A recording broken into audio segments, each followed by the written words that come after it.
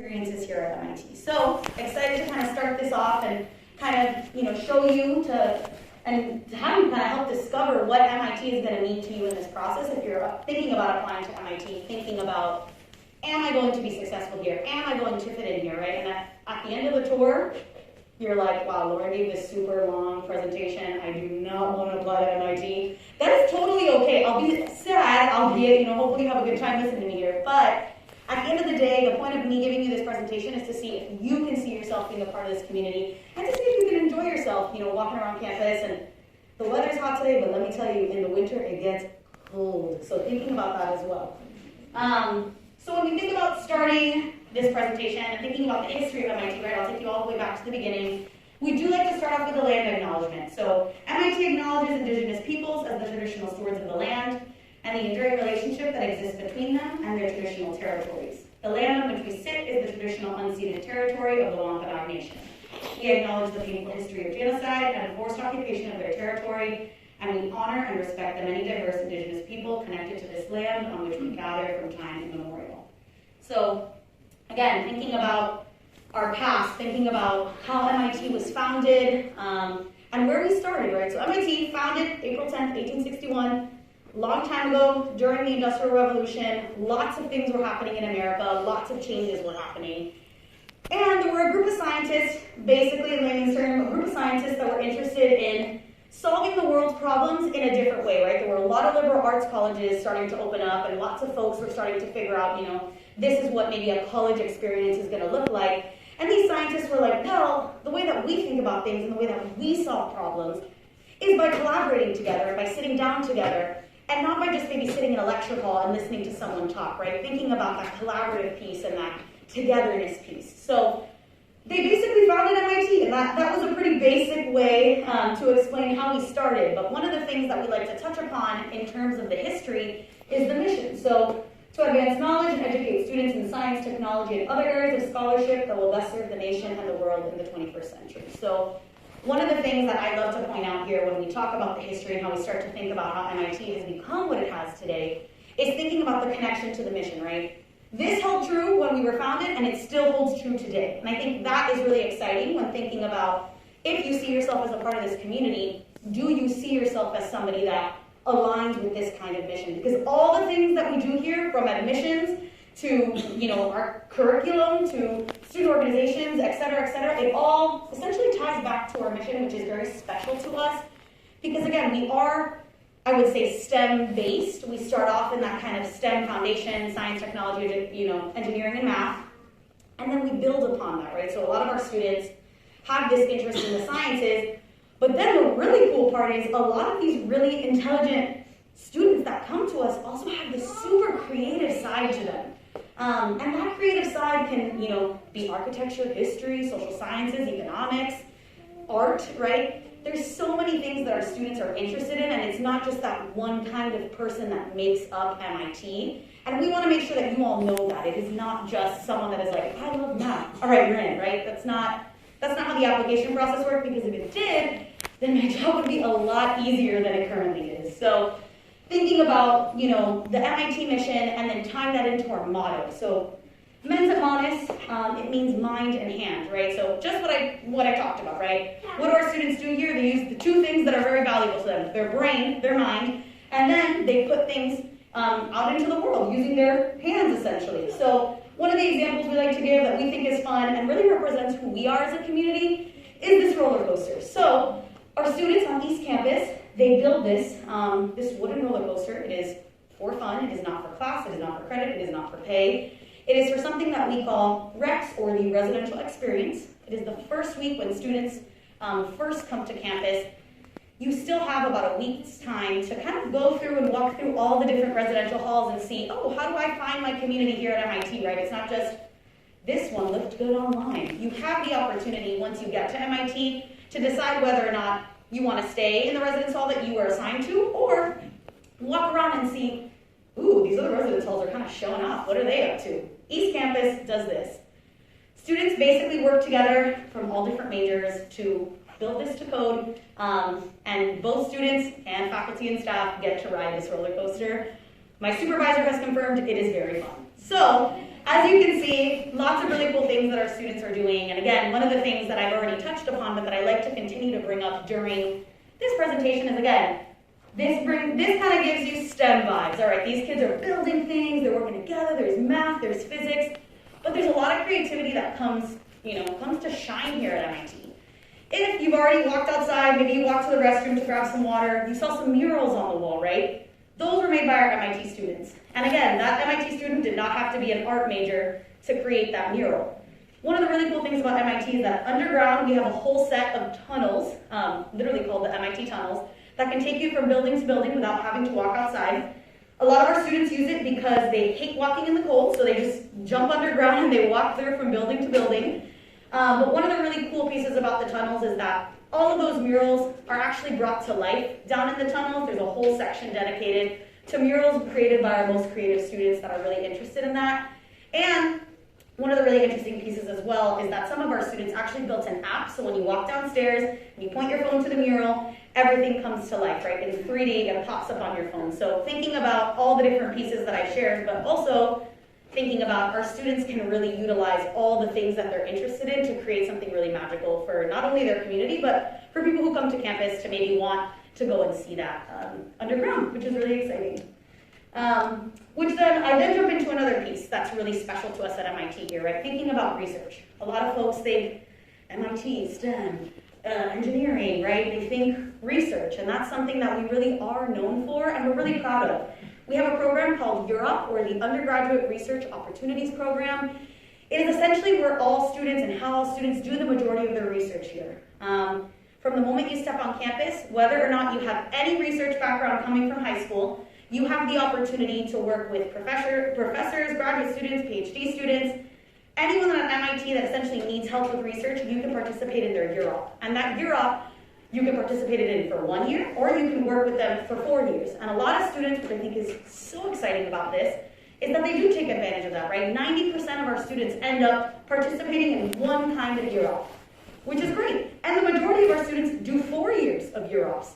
Why? Because it counts for class credit, you can do that for pay, you can do it voluntarily, but let me tell you, I would prefer to get paid than maybe volunteer, but again, whatever is most important to you. At the end of the day, it is something that's really special to us because you don't need to have 10 years of high school, research experience since you were 5 years old in order to participate in something like this. It's something that is a resource that is available to everyone. And as you'll hear me kind of talk about, again, throughout this presentation, if you get admitted to MIT, the one thing that we really want to do is to be able to provide those resources for you.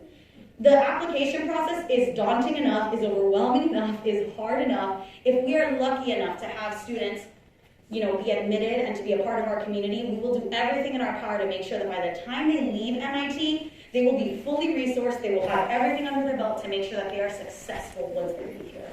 So it's very important to us. And then we think about another piece, right? Thinking about college is not just where you meet your future bridesmaids and your best friends and all that fun stuff. I mean, you do get all of that, but you go to college to go to school, right? And I think a lot of students, since they do so many things outside of the classroom, the big thing that we like to emphasize here is thinking about our academics, right? Thinking about the curriculum, the first year transition, right? You come to Boston for the first time. Maybe you're like me. I'm from Florida. The weather in Florida, I can guarantee right now, is very different from the weather in Boston. So that was already traumatizing as an adult for me. You can only imagine an 18-year-old freshman is coming from maybe Florida or California where the weather's really different. And then you're thrown into all of these rigorous courses, right? So thinking about what that transition looks like for a student and how we as a school can help them, right? So we like to be very transparent about the classes that you're going to be taking when you get here, right? Your General Institute Requirements, or your GIRs. What is that? Essentially, it's your core classes that you're going to be taking that first year to kind of get you started in the momentum and the rhythm of getting used to all the rigorous courses that MIT offers. No matter what major you are, whether you're interested in architecture, history, mechanical engineering, computer science, you will be taking 4 STEM courses: calculus, calculus-based physics, chemistry, and biology. You can be an architecture major and you will have to take those classes. And that's something that we really like to be transparent about, because when folks are applying, and they ask us, right, we get this question all the time, how am I going to be a competitive applicant? You think about, all right, how am I going to be successful in my first year at MIT, right? You want to make sure that you have probably taken calculus and physics, right? You want to think about how all of these other students that maybe have taken these classes, they're probably going to get to MIT and be like, wow, this class is hard, but at least I have a little bit of background knowledge on calculus and physics, right? So thinking about if you're interested in applying to MIT, what is going to make you a competitive applicant? And it all stems from the idea of we want you to be successful when you arrive here. We do not want to see you get here and struggle. When you're already probably going to be struggling over the weather, or like you're going to get lost, you have to do your laundry, make the bed when you wake up. There's so many wonderful things that you have to do when you come to college. Again, our goal is, as academics, we really want to make sure that we can help you in this process. So we then jump over to the pass no record system. So your first year, you get to campus, you're freaking out, you're taking all these classes. Your first semester, there's going to be a pass no record policy, which means you get an A, B, or C in the class, you pass the class. You get an A, you get a C, you passed. If not, it does not go on your record. You're going to have to take the class again, but at least you've experienced this once. Second semester, A, B, C, no record policy. Same concept. You get an A, a B, or a C, that's what goes on your record. If not, no record. We're going to take the class again. Let's work again. We're going to work with our counselor. We're going to figure things out together. So again, it's a lot about figuring out how we're going to transition you into these rigorous classes, because it doesn't get easier from the first year, right? You think that it's like, oh, I have to calculus. Like, no, then you're doing like fluid dynamics and thermodynamics, and you're doing like linear algebra and all these wild things, right, that these students are doing. It's a lot. So we want to make sure that we're transparent about this transition, because it is going to be hard, but it's going to be worth it, because you're going to be working with your classmates. You're not going to be siloed off in a corner. We want to make sure that you know that you're going to feel a part of this community. So thinking about the community, thinking about you've gone through maybe those couple of years, and then a quick sneak peek of, you graduate, what happens to a lot of our students? Well, they do graduate, which is awesome. Like, most of them graduate, which is really the ideal. And they end up in the job force, right? About a little over half of them end up working, a smaller percentage end up in grad school, and then, a small percentage kind of figuring out fellowships, military service, volunteering. My favorite being travel. That's awesome if you can do that after you graduate. With a very nice average starting salary. But thinking about, like I said, the community piece of this and why I bring that up so much is because when you think about MIT and you think about, maybe you walked around, maybe you kind of got lost trying to get to the admissions office because of all the construction, but you think about all the buildings around us, right? You saw Google outside, maybe you saw edX, Pfizer, Microsoft. There's a lot of companies around our campus, and one of the things that I love to mention is when you think about MIT, right? We were founded a long time ago. I told you, 1861. We started a much longer time ago. A lot of these companies come and join our community because we are here, because we have this community, because we have the students that we have, and because, Harvard is down the road, and they are awesome, but we like to think about, our community being this really strong, passionate, exciting, innovative group of people that are going to help change the world, and like I said in the mission, solve the world's hardest problems. So we like to talk about the community, we like to talk about this area because it is really vibrant. We're in Boston, we're in a city, and as I like to say, we're very welcoming. So the community in itself, we have tons of student organizations. I think we have over 450 student organizations. If you can't find a student organization that you're interested in, you could probably start one yourself, maybe find a friend or two that's interested in something. More likely than not, there's a group that, will spark your interest. We have a cappella groups like in Pitch Perfect, which is like my absolute favorite. They're very good.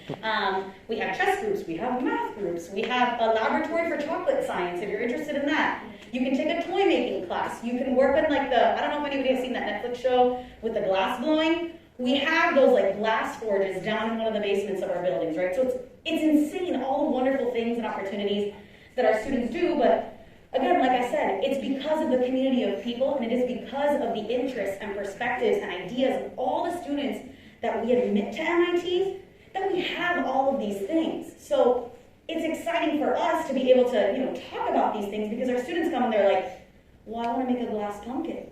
And we're like, well, okay, we can figure that out. And now we have, in October, a glass pumpkin patch that students make glass pumpkins and they sell them and they help kind of fund that office and that group for them to continue doing things like that. So MIT, there's so much going on. We also have sports. I think that's fun. People are like, MIT doesn't have sports. We do. We're a Division III school. And for rowing, we're Division I. So we do play sports. They always say the cheesy line that they want us to say is, nerds play sports. And I'm like, yes, they do. They do a lot of wonderful things. We're quirky, we're weird, we're fun, we're athletic. But at the end of the day, like I said, you're going to be in all those hard classes. Well, you want to make sure that you're having a good time with it. I don't just want to see you sitting in the library until 3 o'clock in the morning by yourself. Like, that sounds horrible. What an awful college experience. Here, you may be doing that with a group of 5 other people after having 10,000 Dunkin' Donuts coffees, but at least you're not doing it by yourself. And I think that's the whole point of the MIT experience, is this collaboration. It's this idea of coming together to make things happen. So, like I said, folks live on campus. These are just 2 examples of Simmons Hall and Random Hall. We just like to put pictures of students having fun because, again, they really do have fun. We have 11 residence halls on campus. And one of my favorite things about them is that they all have their own unique personality. I absolutely, suggest that you ask your tour guide, where did you live on campus? Kind of what was the vibe in your residence hall? Because all of them provide something different. We have 2 types of, living communities here. One that is a cook for yourself kind of living community where there are kitchens set up all throughout the residence hall, and if you like to cook, or maybe you've never cooked in your life and you said, I'm just going to do this now and be an adult and really go full throttle into this, you can live in a cook for yourself community. They buy groceries together, they have lunches and dinners together, similar in Simmons Hall. Or you can live in a dining community where you can essentially connect with one another, stay in a dining hall, eat together, not have to cook for yourself. That being said, if you live in a cook for yourself community, you can still eat in the dining halls. But also in Random Hall, you can bring your cat. If you have a furry friend or a special service animal that you want to bring with you, you're welcome to bring them. A lot of our students really love their animals. We have other residence halls where you can draw murals on the wall, right?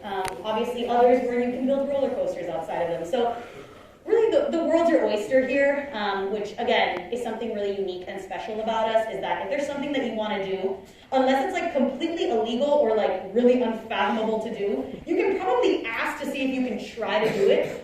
And I think the answer might still be maybe, but at the end of the day, it's kind of like Disney World where your dreams come true. That's really what MIT is all about, and we're really excited about that. And again, it might be why I'm so passionate about it, because I think it's really cool to be a part of this kind of community. But I have 10 minutes to talk about the application, very excited. So now thinking about applying and affording MIT, right? So you've heard me talk about all this. Maybe you're sitting here and you're like, Lauren has convinced me, I would love to apply. All right, so here is the nitty-gritty of what it is that you need to apply to MIT, right? So thinking about the application, the first thing that we always like to mention, because I think people start looking for us on the Common application or on the Coalition app, and they realize that we're not there. Our application is actually housed on our website, mitadmissions.org. We are very aware that it's like a little bit annoying to have to go outside of the Common App to apply to us, but our application is a little bit different for a number of reasons. The first being, we have essays. So we don't actually ask for a personal statement. We ask 5 short answer essays, around 500 words or so. And a lot of them have to do with kind of the ideas and skills and kind of things that I've been sharing throughout this presentation, right? So first question we always ask, this one really never changes, is what do you do for fun? It is a real question that we ask, and I have gotten a beautiful number of answers. What things that we don't want to hear, right, when you're answering a question like this is, I love to sit and go to class and do math homework all day. You think that we wouldn't get that answer, but I mean, if that's what you enjoy doing, all the power to you. Now, if you enjoy cooking, maybe you enjoy skateboarding, maybe you enjoy, I don't know, the new thing going on TikTok, right? I don't know, whatever it may be, we want to know about it, because that's how we start to, learn, are they going to fit into our community? Are they going to enjoy being here, right? We also ask questions about challenges, right? As an engineering mindset, you think about you fall 50 times and you get up 51. That's the engineering mindset, right? You're going to fail, and that doesn't mean you're going to get an F. That means that you're probably not going to get the grade that you want. You're not going to, something's not going to go your way while you're here. I can guarantee that. And I'm sure all the parents that have gone to college can guarantee that college did not go the exact way that they thought, right, when you attended. So thinking about when there's a challenge, how do you get up from that? Thinking about conflict resolution, right? We ask questions that really make sense to us so that we can understand who you are. We read applications holistically, which means that I don't just scroll down and I'm like, all right, A, B? No, I'm not going to get into MIT, right? That's not how we read applications. Like, that would be, my job would be way easier. So thinking about every single piece of the a detective, right? And I'm trying to learn all the really important, cool things that make you, you. Share that with us, right? And there are a number of ways to do that. And the first part is those essays. We then ask for activities, awards, etc., right? So thinking about activities, you may be the president of 15 clubs, and that is awesome. I wish I was the president of 15 clubs. We ask you for 4 activities. You have to tell me the 4 most important things to you, and you have to explain them in terms of why did you choose those, activities to share with us, right? Maybe you were involved in a volunteering opportunity that maybe you're not the president of, but you spent 4 years working really hard to build up whatever, nonprofit organization that made you really happy, right? And it helped you kind of grow and define who you are as a person today. Come on, it doesn't get any better than that. I'm gonna start crying after I read something like that. So you think about who you are as a person and how that fits into the entirety of your application, right? I'm reading a story. That is what I love to share about our MIT application, right? Next is awards. Again, anything under the sun. You can be awarded for anything and we will congratulate you for it. That is awesome. We've had a student in the past that has shared that their senior superlative was most likely to become Batman. And I thought that was hilarious. I loved it. It was like, oh my gosh, right? You're not being goofy all throughout your application, but that's a little tiny piece of the application that shows a little bit more about who you are, right? It kind of shines your personality a bit. And it's hard because we're reading, 20, 30,000 applications. It's hard to find those little pieces, right, where you're able to shine and kind of show who you are outside of having a conversation with you. So the next piece that's really important are the recommendations, right? 2 recommendations, one from a science teacher and one from a humanities, arts, or social sciences teacher.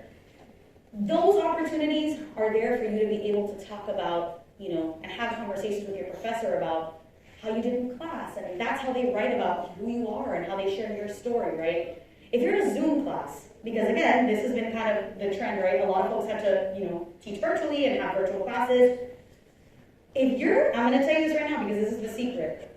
If your camera was off the entire class, I'm going to know reading that recommendation letter because so-and-so was amazing. They're so intelligent. Their peers seem to think that they're great. Their camera was off the whole time. They didn't want to talk to me. And I'm like, come on, so-and-so. Like, why wasn't your camera on? And again, you don't have to have your camera on, but thinking about how is your teacher going to express how awesome you are, right? How are they, if you just have one conversation with them, are they really getting to know you? Are they really seeing how you shine? So thinking about who you're going to be asking, are you going to ask the one teacher that maybe doesn't know you, or maybe you're going to ask a teacher that knows you a little bit better, right? And maybe you didn't get the best grade in their class, but they can help you shine. And I think those are the kinds of conversations that you need to start thinking about now before applying to MIT, because again, that's how we get to know you. When it comes to the transcript, easy peasy, your school should be able to send that over to us, and all the information is on our website. When it comes to the SAT or the ACT, we will be requiring that for the upcoming cycle, probably for future cycles to come. But we do have more information on why we made the decision that we did to continue, and coming back to requiring this. Our Dean Stu Schmidt, who went to MIT, he's great, Dean Stu. He actually wrote a really great article on kind of how we came to this decision and how many people it took, including students, to actually make a decision like this. So if you have questions about that, obviously, I'm very happy to answer that after the presentation. And then finally, the interview. My favorite part of the entire application process, you get to connect as an applicant with one of our educational counselors who are MIT alumni. They are awesome, whether they graduated last year or whether they graduated 50 years ago. They have some general form of knowledge about MIT. And the whole point of that interview is for really you to have a good time having an informal conversation with someone who has been a member of our community. There's no tough questions. They should not be asking you how to solve like a differential equation problem. They shouldn't be asking you like tough questions. It's really about you having a one-on-one connection with somebody. And also, my best advice is just like, don't be mean. I know it's very common sense, but again, that's how we get the story and we get to paint the picture of who you are. And there have been students that have been mean, and it's like, oh, come on, like, these poor people are taking time out of their day, they want to chat with you, get to meet someone new, and maybe they're like 70, and they don't really have that many people to talk to, and they're on this Zoom call, and they're super excited, and, thinking about making another connection, and again, we get to learn more about who you are and all the things that make you through this interview. And then finally, the dates, which are really important. Early action, regular action. If you're interested in applying early, our application opens up around mid to late August. And then due November 1st for early action, and then for regular action, January 1st. The difference between the two, quite literally, is the date that you apply. Also, if you apply early action, you can either get accepted, denied, or deferred, whereas regular action, you can't get deferred because it's the last kind of cycle of applicants that we are potentially admitting or denying. And that's really special to us because once we're done with that, we get a little bit of a break and then it's summer. So overall, the application process, I think those are the big kind of questions that folks tend to have. Is there a difference? And really the answer is no. It just depends whether or not I'm reading it in the freezing cold or in the less freezing cold. So really not the biggest difference. And then finally, with a couple minutes to spare, thinking about financial aid, the first thing I always like to touch upon is that Student Financial Services, or SFS, and the MIT Undergraduate Office of Admissions, completely separate offices. We are housed in the Welcome Center, and SFS is housed under the big dome, which is really cool in the center of campus. We are separate for a reason, and one of those reasons being is that we practice need-blind admissions. What that means is that as an admissions counselor, when I see your application, I actually don't see anything concerning anything regarding household finances or household income. Basically anything regarding finances, it's not even redacted, it's just not even shown on our portal. So we don't have any bias in terms of finances when it comes to students applying to MIT. But we also meet full need for all undergraduate students, right? So that includes, again, undergraduate students, transfer students, international students, undocumented students, any kind of student that is interested in coming to MIT and they get admitted. We will do our best to meet full financial need. And essentially what that means is that if your household income is under $140,000, you will get to come to MIT tuition free, and those are the big words, right? There are other finances, right? When thinking about coming to college, we think about housing, we think about food, books, cost of living, etc., maybe some other fees, etc. And again, all of those things, all of those numbers are run by Student Financial Services, and they are run after the student is admitted. So it's a lot of big things to think about and to learn about, but at the end of the day, most of our students end up receiving, I think it's 89%, end up receiving some form of financial aid. We do not offer athletic or merit scholarships. We only offer full financial need based on your FAFSA that you should complete before you get over to MIT. But a lot of it really has to do with thinking about this whole application process is not just about getting in, but also thinking about what those finances are going to look like for you, your family, your guardians, etc. And then all of this runs on a sliding scale, which essentially means if you make over $140,000, but you have 12 kids, there's probably going to be some leeway with that, right? We're going to think about that in like a sliding scale where things may change. And I highly recommend if you're interested in this and learning more about this, mitadmissions.org/afford is where you're going to want to go so that you can start estimating your cost, or sfs.mit.edu is where you're going to find the Student Financial Services webpage where you can start reaching out and having those conversations if you're interested. And with that, a miracle has occurred. I have only gone 1 minute over time, which is awesome. But thinking about what your next steps are going to look like, if you have questions or if you think, oh my gosh, I want to learn more about MIT, mitadmissions.org, also where you're going to find our application. If you have questions and you want to email us, admissions@mit.edu. If you have questions for a student, ask a student at mit.edu. And the best part about the entire tour is that now you get to hang out with the awesome tour guides who I said if you have questions for them about living on campus, being on campus, about being a student, the best people that are going to know about this are our student tour guides. So thank you all for coming today, and I hope you have the best time on your walking tour.